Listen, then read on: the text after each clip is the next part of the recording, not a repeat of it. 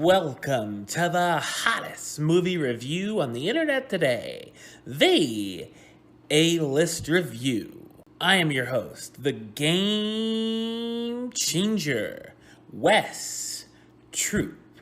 And as you can see, we are back in business. And for some of us, it's time to go back to the theater.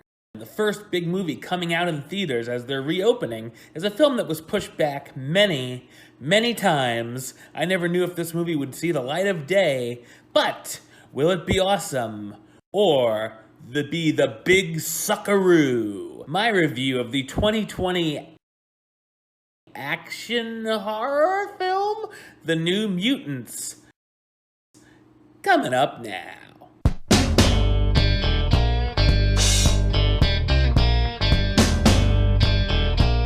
After escaping a tornado which destroyed her Cheyenne Native American reservation, Dani Moonstar finds herself in a secret facility which she's told is a hospital. She meets Dr. Cecilia Reyes, who tells Dani she's actually a mutant and tells her to stay at the hospital until they can figure out what her powers are. Dani meets 4 other young teenagers with abilities who all are being kept at the facility as well and have all suffered some kind of tragedy. While Dani gets to know the others, there's a few she gets along with, such as Rain St. Clair, and one that especially gives Dani a hard time, Ilyana Rasputin. The teens begin to think that they're being trained to become X-Men, but soon visions of their past come back to haunt each teen, and they begin to realize not is all as it seems at the facility. So what did I think of The New Mutants? I thought it's a mediocre action movie spinoff. The film has been pushed back time after time, and I feel while it easily could have been quietly released on Disney+, the company was contractually obligated to play the film in theaters. I actually thought that the film felt more like a television pilot for the CW network than it did a feature film. It feels like it could have fit in back in the early 2010s when young adult book movies such as The Hunger Games and Divergent were popular. I will give the film credit for trying something a little bit different, giving it a darker tone, and attempting to be a bit of a horror film. Of course, there's really only things that very young children would find frightening throughout, and I felt it really could have taken more risks if it wanted to explore that genre. If you're not familiar with the New Mutants comics, a series of which I've never read, you might not pick up on a number of things. While it can be easy to follow, at times there are random elements that aren't really explained that could leave you scratching your head. I also wasn't familiar with the characters, and while a few of them are okay at best, they don't exactly make me want to pick up an issue of their comic book. Of course, the story gives us a batch of teens that have to put their differences aside in order to save the day and survive.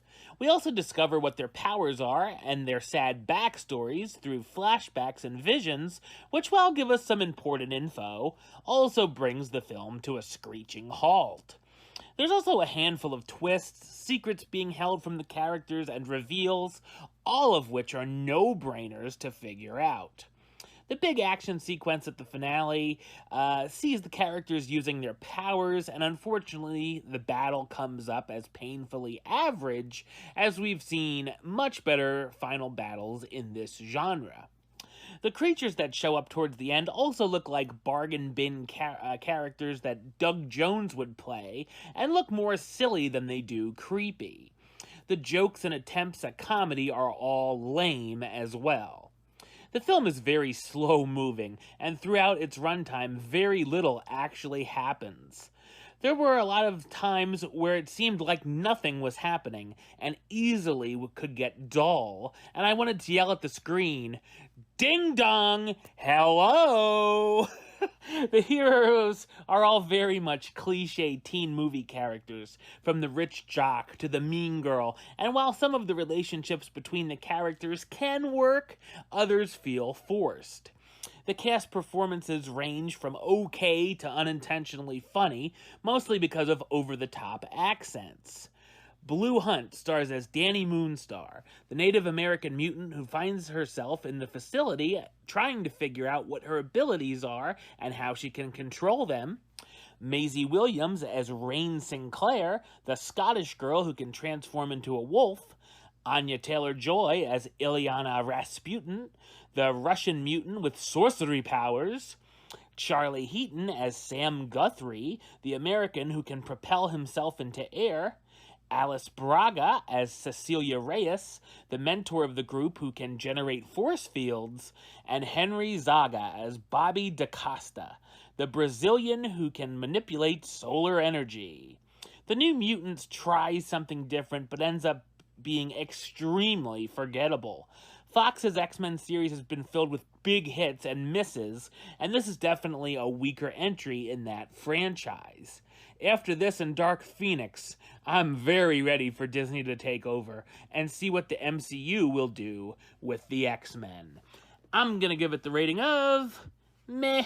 It's okay. Alright, well that's the show. I'll be back with another review very soon. But until then, don't forget to subscribe right here on YouTube. YouTube.com/WestsideOf515. Like the show on Facebook, Facebook.com/WestTruePlaylist. And of course, you can follow me on the Twitter and the Instagram @WestAlist. Until next time, Troop out.